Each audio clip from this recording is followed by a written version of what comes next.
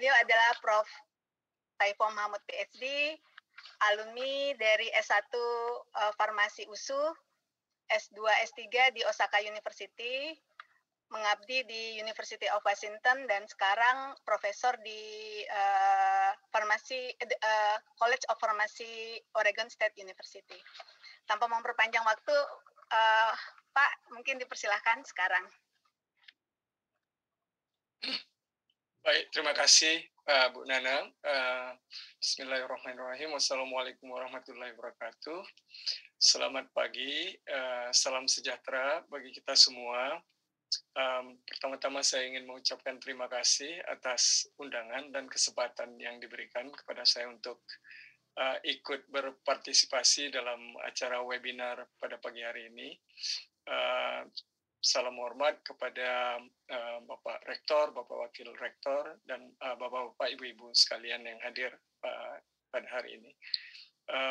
Saya sangat senang sekali karena hari ini kita bersama dengan Profesor Atik yang kebetulan cukup dekat dengan saya karena kami selalu berkolaborasi dalam hal banyak hal, termasuk kegiatan membantu sekolah di Papua misalnya, dan juga di Ikatan Ilmuwan Indonesia Internasional. Jadi saya sudah selalu sih sebenarnya bertemu dan memberi seminar dengan Bu Atik. Baik, tadi Bu Atik sudah secara jelas sekali dan gamblang membahas tentang penulisan jurnal internasional, terutama dalam bidang social science.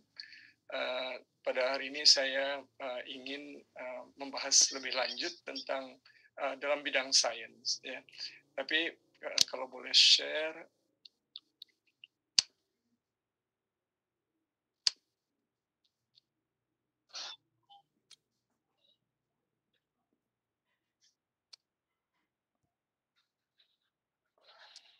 Slide. Baik, jadi selain publication, pada pagi hari ini saya juga ingin sebenarnya membahas sedikit dalam bidang research dan penulisan proposal internasional. Mana tahu ada yang berminat. Jadi sepertinya buy one get one free ini, ya. Jadi semoga ada manfaatnya. Supaya cepat saja. Jadi sebenarnya kalau menurut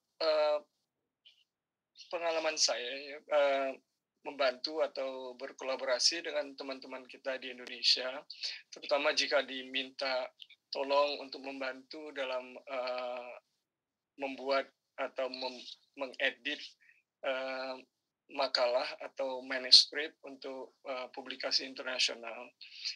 Yang saya temui kadang-kadang permasalahannya bukan menulis publikasi itu sendiri. Sebenarnya memang yang banyak membutuhkan bantuan untuk itu, tapi kadang-kadang yang lebih signifikan adalah data penelitiannya sendiri.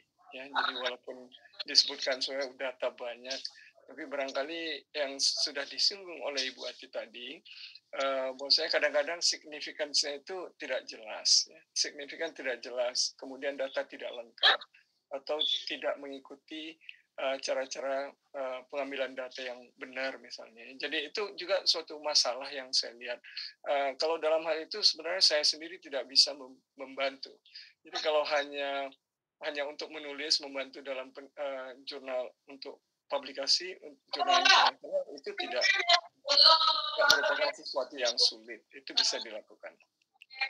Oleh karena itu saya kira barangkali perlu kita diskusikan juga bagaimana kita bisa mendapatkan data yang memang publishable, gitu ya, data yang memang bisa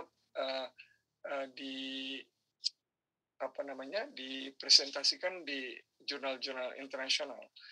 Kemudian tentunya untuk mendapatkan data-data tersebut perlu suatu penelitian yang benar, ya, research activity-nya itu harus jelas.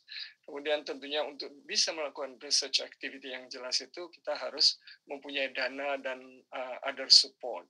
Jadi itu juga barangkali saya kira Bapak-bapak, Ibu-ibu sekalian setuju, terutama dalam bidang sains itu banyak sekali kekurangan-kekurangan yang ada di dalam negeri dalam hal support, misalnya instrumentation, ya dana juga barangkali kurang memadai.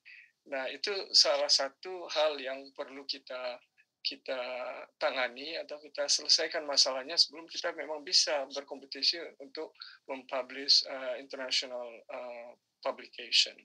Ya, oleh karena itu saya kira ada baiknya kita cakup juga bagaimana supaya bisa mendapatkan dana internasional. Karena tentunya dana dalam negeri walaupun ada barangkali tidak mencukupi. Oleh karena itu dana internasional bisa menjadi sesuatu sumber yang sangat penting sekali. Kemudian juga kebetulan kalau ada Bapak Wakil Rektor masih di sini dan Bapak Dekan dan sebagainya, itu other support ini sangat penting sekali. Jadi untuk melakukan penelitian itu tentunya waktu itu sangat dibutuhkan. Jadi kalau penelitinya sangat sibuk sekali dengan urusan-urusan yang lain, administrasi, mengajar dan sebagainya, itu tidak akan bisa melakukan penelitian yang benar. Ya. Kemudian kalau di sini misalnya instrumentasi itu semua kan sebenarnya tanggung jawab dari universitas atau tanggung jawab dari fakultas misalnya untuk membantu menyediakannya. Karena walaupun ada dana penelitian, kalau instrumentasinya tidak ada itu sama saja tidak bisa dilakukan, terutama dalam bidang sains. Ya. Jadi seperti memberikan peluru tapi nggak ada pistolnya gitu ya. Jadi itu selalu saya bicarakan juga sebenarnya di dikti dan sebagainya. Barangkali itu perlu dipikirkan penting sekali karena kolaborasi tentunya sangat penting sekali pada saat ini karena kekurangan instrumentasi dan fasilitas. Tapi ke depannya tentunya kita ingin lebih mandiri. Oleh karena itu harus dari sekarang secara perlahan-lahan kemampuan penelitian itu harus ditingkatkan di dalam negeri ya, supaya bisa kita mendapatkan publikasi-publikasi internasional. Yang disebutkan oleh Bu Ati tadi benar. Jadi kita mempublish itu bukan untuk sebenarnya ya naik pangkat, tentunya itu salah satu tujuan ya. Tapi sebenarnya kan yang kita mempublish itu kita ingin meng-share atau menyampaikan hasil-hasil penelitian kita sehingga bisa digunakan oleh orang lain. Jadi harus dipublish di jurnal-jurnal yang dibaca orang. Jadi udah capek-capek kita melakukan penelitian, nulis, wah pusing dan sebagainya, terus dipublish di jurnal yang tidak ada yang baca. Jadi itu saya kira sangat ironis. Ya. Jadi mohon maaf jika saya bla-blakan saja karena supaya ada manfaatnya dan ini bisa kita perbaiki atau kita kembangkan lebih lanjut. Untuk mendapatkan grant, ya tentunya kita harus menulis grant itu sendiri atau menulis proposal. Jadi untuk sukses dalam penulisan proposal itu sebenarnya harus mempunyai ide yang fundable atau ide yang cemerlang. Itu untuk dalam negeri saya kurang tahu, barangkali Bapak-bapak, Ibu-ibu sekalian mempunyai pengalaman yang cukup baik untuk mendapatkan dana-dana dalam negeri.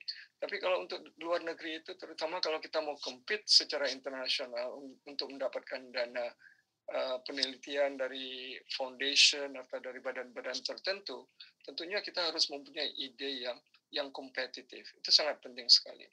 Kemudian harus mempunyai komitmen kepada proses. Ini banyak sekali, saya tentunya selama ini banyak berkolaborasi dan banyak yang mengajak menulis grant misalnya. Tapi ya itu tadi, semuanya dilakukan secara terburu-buru seperti yang disebutkan Bu Ati tadi. Kemudian komitmennya itu saya kira kurang. Jadi itu nanti saya diskusikan lagi yang saya maksud dengan komitmen itu apa. Ya. Kemudian tentunya harus mempunyai skill good grantsmanship. Ya. Jadi penulisan grant itu bagaimana supaya benar-benar menarik sehingga orang yang punya duit, sepertinya kita kan minta duit itu ke orang, tolong deh kasih saya duit untuk melakukan penelitian.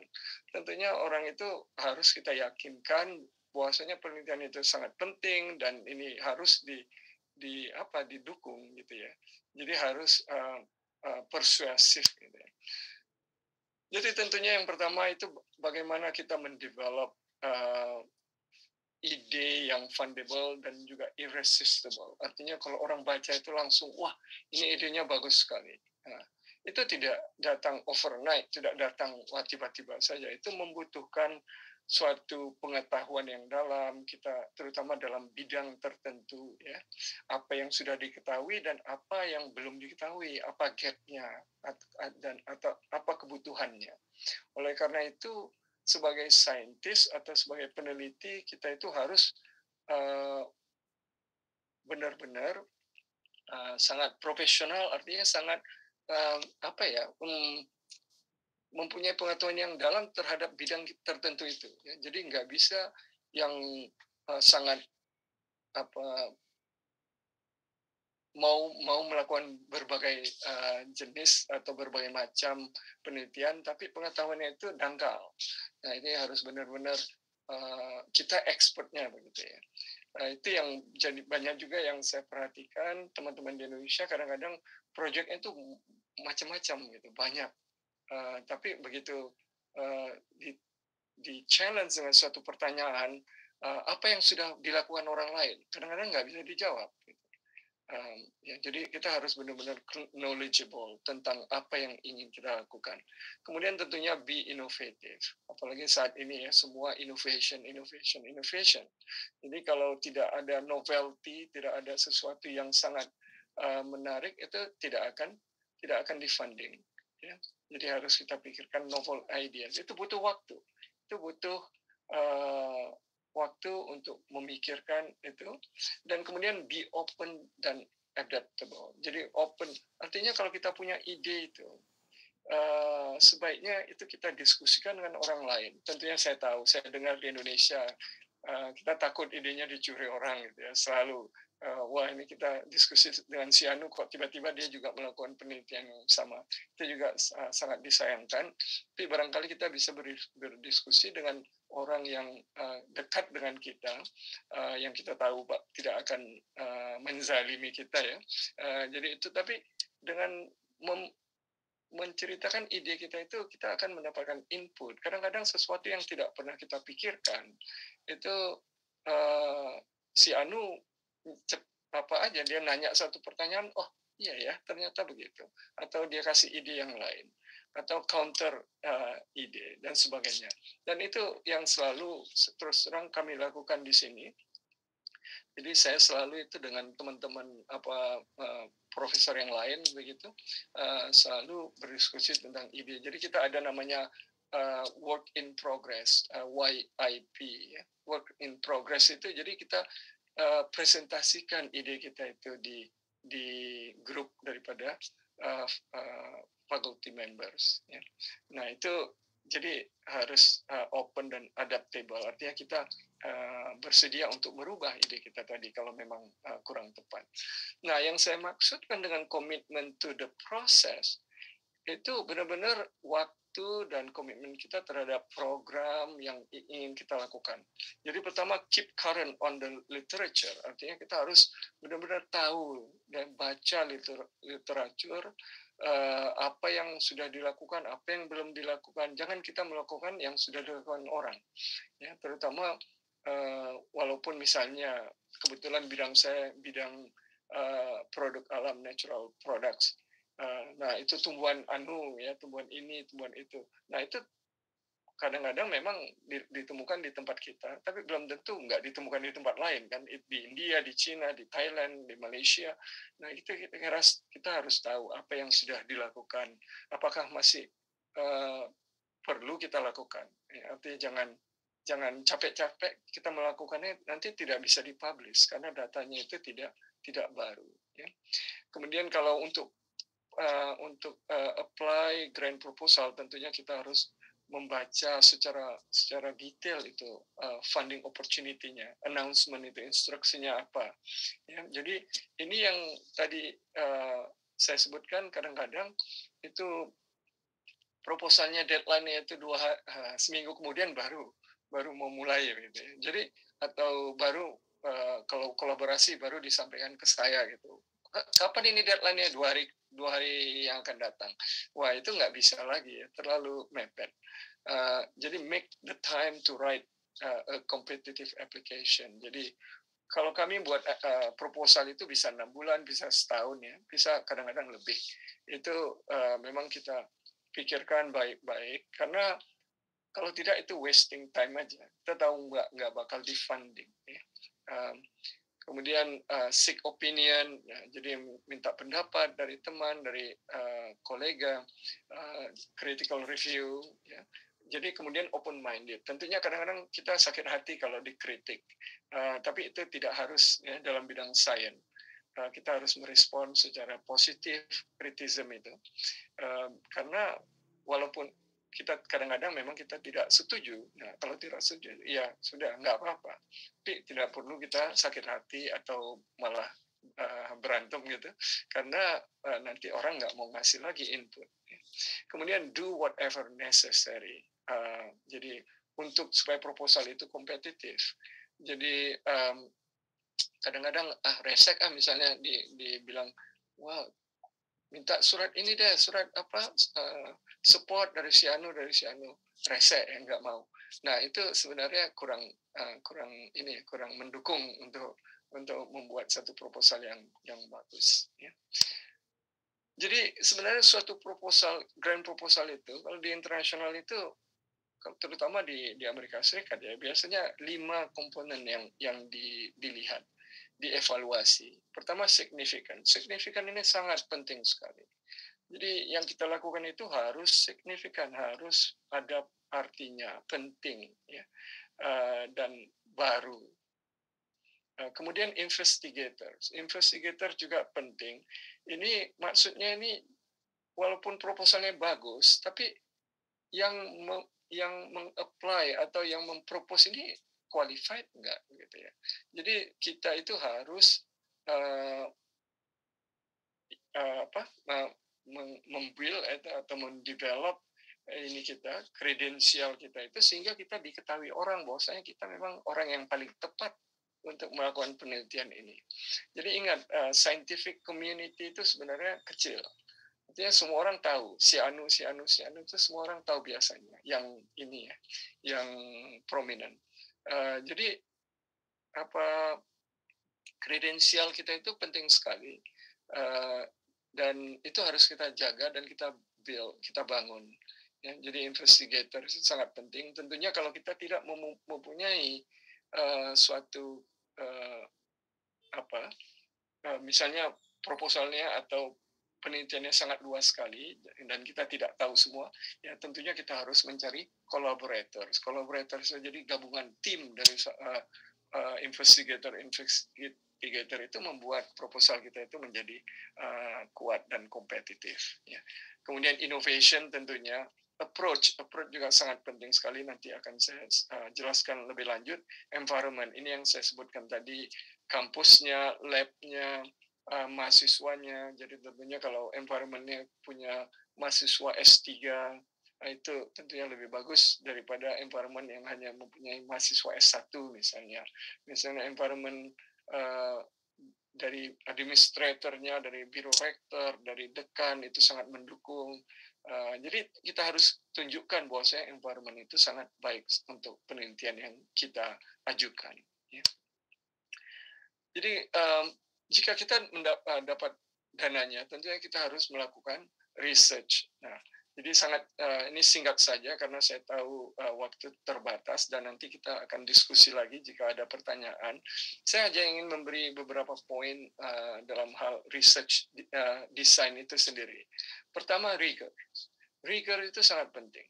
Thorough. Ya. Jadi dalam approach kita itu terhadap penelitian itu harus thorough, artinya sangat detail dan sangat hati-hati.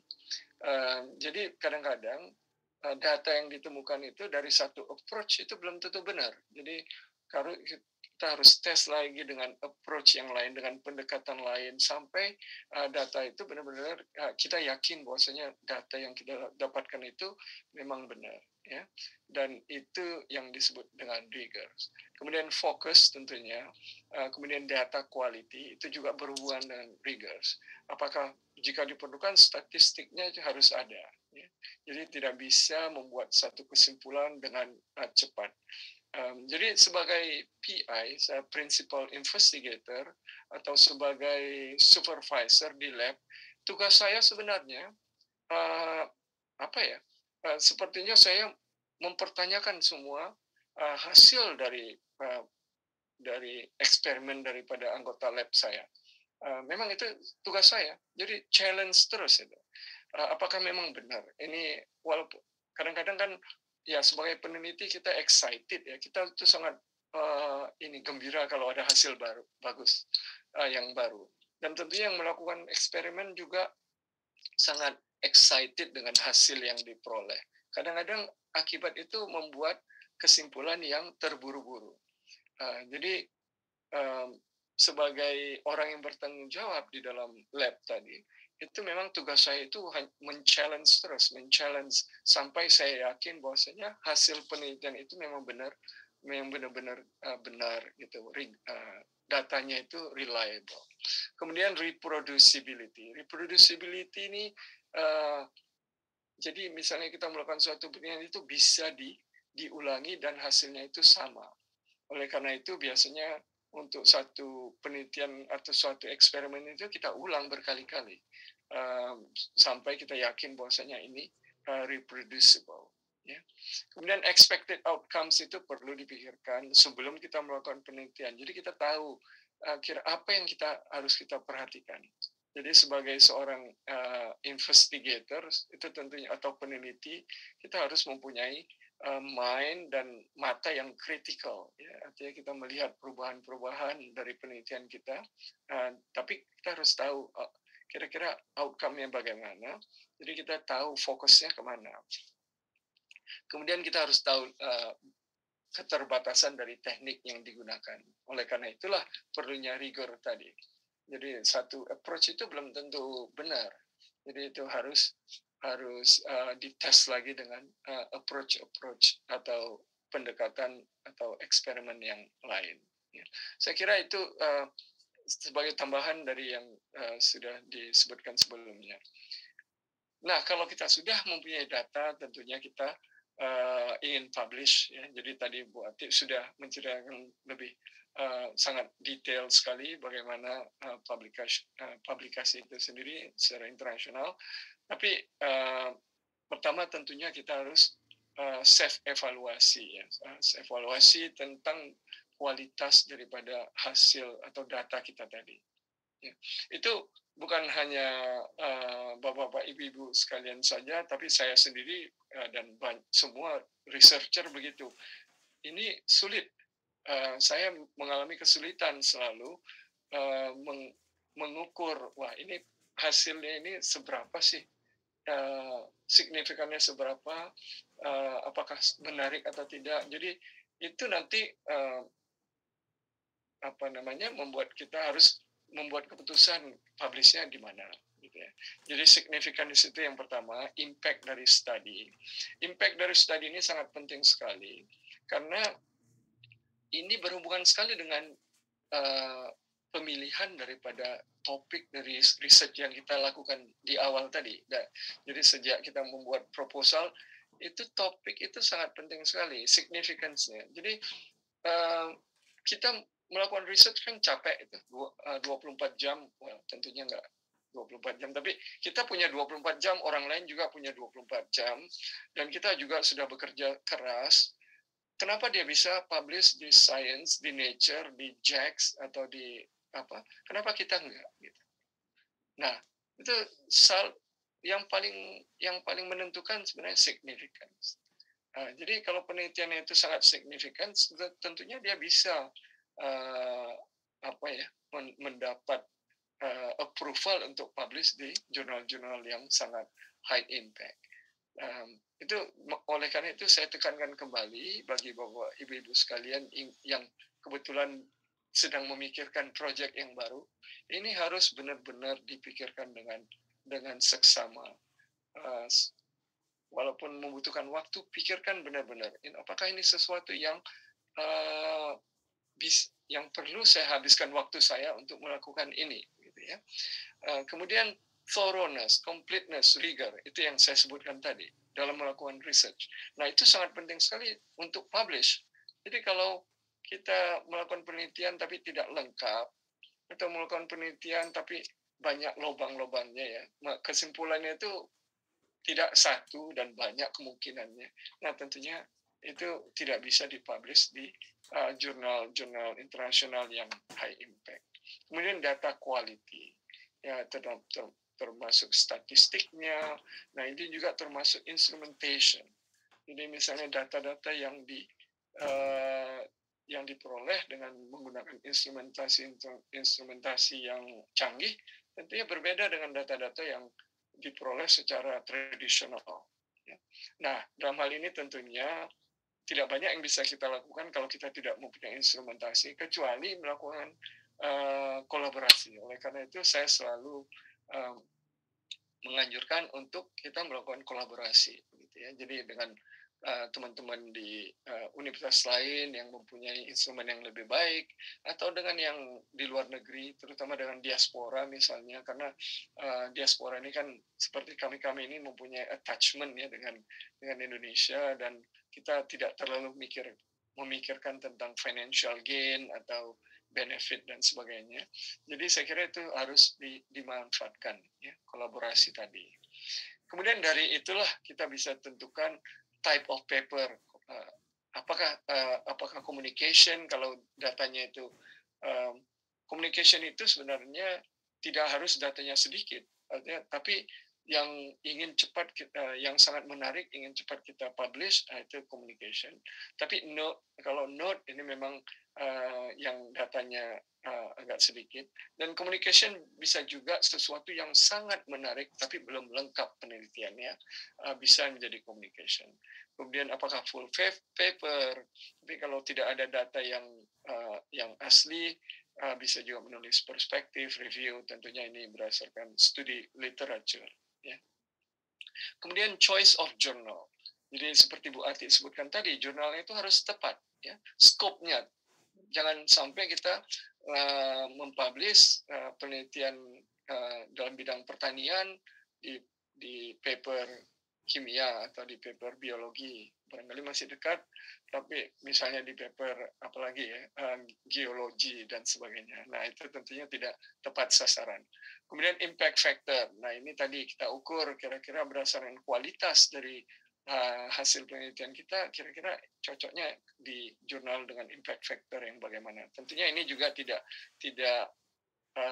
harus ya fix sekali. Kemudian success rate itu perlu kita perhatikan. Kalau jurnalnya itu success rate-nya hanya 5%, 10%, wah, lebih bagus kita pertimbangkan ya. Karena Bu Ati tadi sudah menceritakan tentang format. Jadi lain jurnal itu formattingnya itu lain. Jadi kalau sempat nanti di reject, mau kita publish atau submit ke jurnal yang lain, itu kita harus merubah formatnya. Format dari format abstraknya, introduction-nya, result, diskusi, sampai format dari references-nya itu berbeda. Nah, itu membutuhkan waktu yang sangat banyak sekali sebenarnya. Nah, kalau di reject 5 kali, wah, habis waktu kita hanya untuk itu saja.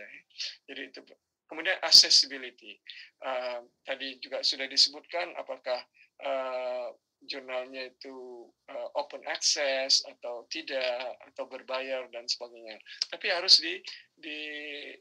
harus hati-hati. Jangan sampai kita menjadi korban daripada predatory journal. Jadi banyak sekali predatory journal di luar sana. Seperti yang disebutkan Pak Wakil Rektor tadi, sudah dipublish, jurnalnya hilang gitu ya. Jadi, nah itu juga satu masalah. Ya. Jadi banyak juga jurnal-jurnal yang tadinya dianggap predatory, tapi over time mereka menjadi lebih besar, lebih macam MDPI. Nah itu dulu dianggap predatory ya, tapi sekarang sudah lebih established begitu, sudah banyak yang mengakui. Tapi kalau saya pribadi selalu mencari jurnal-jurnal yang sudah biasa, sudah saya ketahui, juga barangkali jurnal-jurnal dari society, misalnya American Chemical Society atau Biological Society dan sebagainya yang lebih established begitu. Jadi kita tidak menjadi mangsa predatory journal. Nah, secara cepat saja untuk writing manuskripnya untuk dalam bidang sains, barangkali ini sama dengan yang disebutkan Bu Ati, baca information for authors secara hati-hati. Specification-nya ya, untuk teksnya, figures-nya, scheme, table, references. Kadang-kadang dia panjang dan banyak tulisannya kecil-kecil ya, jadi kita malas bacanya. Nah, kalau kita malas baca itu bisa di-reject gara-gara itu aja. Ya, mereka lihat, wah ini nggak benar ininya, dia reject. Walaupun sekarang belakangan ini banyak jurnal-jurnal yang terutama yang open access, mereka memberi kemudahan. Formattingnya apa saja boleh. Nanti kalau sudah di accept baru diperbaiki formatnya. Kemudian title. Nah, itu banyak saya diminta tolong untuk mengedit paper, baca title-nya udah pusing. Kadang-kadang itu tiga baris itu penuh title. Nah, itu title yang panjang seperti itu, walaupun memang seakan-akan mencakup dari isi daripada paper itu sendiri, tapi sangat tidak menarik. Ya. Title itu harusnya brief, accurate, dan interesting. Jadi yang selalu saya lakukan secara pribadi, personal, saya juga selalu menghadapi masalah waktu menentukan title. Jadi yang saya lakukan itu saya tulis title yang saya inginkan, barangkali 5 biji, 5 version ya. Kemudian saya tunjukin ke kolega saya, ke teman, atau ke mahasiswa, atau ke postdoc saya. What do you think about this? Ya. Jadi mendapatkan input dari orang lain itu biasanya sangat membantu kita memutuskan kira-kira titel mana yang menarik. Ya. Kadang-kadang mereka malah memberi masukan. Oh, bagaimana kalau begini. Ya. Kemudian abstrak, yang tadi juga sudah dijelaskan. Tapi pada prinsipnya kita mendescribe semua key finding ya, hasil kita. Jadi tulis background 1-2 sentence, 1-2 kalimat, kemudian metodenya 1-2 kalimat, kemudian hasilnya bisa beberapa kalimat tergantung seberapa banyak hasilnya. Kemudian terakhir kita harus menyatakan signifikansinya itu apa. Ya, jadi begitu orang membaca abstrak kita terus tahu, oh ini kadang-kadang mereka nggak tahu ini penelitiannya untuk apa sih gitu ya. Jadi kalau ada signifikansinya bahwasanya wah hasil penelitian ini bisa digunakan untuk ini misalnya. Nah, itu akan membuat abstrak itu cukup menarik. Kemudian introduction tadi juga sudah digambarkan, sudah dijelaskan, itu background dalam bidang sains itu harus kita sebutkan reason dan justifikasi daripada penelitian kita tadi ya, atau studi yang ingin kita hasil yang ingin kita publish ya. Kemudian tentunya ada result. Result ini semua secara rasional kita harus jelaskan eksperimennya, data yang kita peroleh. Kemudian barangkali kita berikan interpretasi daripada hasil tadi kira-kira apa. Kemudian ada diskusi, seksi discussion ya. Nah, ini kita diskusikan lagi hasil tadi apa-apa saja yang mendukung konklusi atau kesimpulan kita, kemudian signifikannya apa.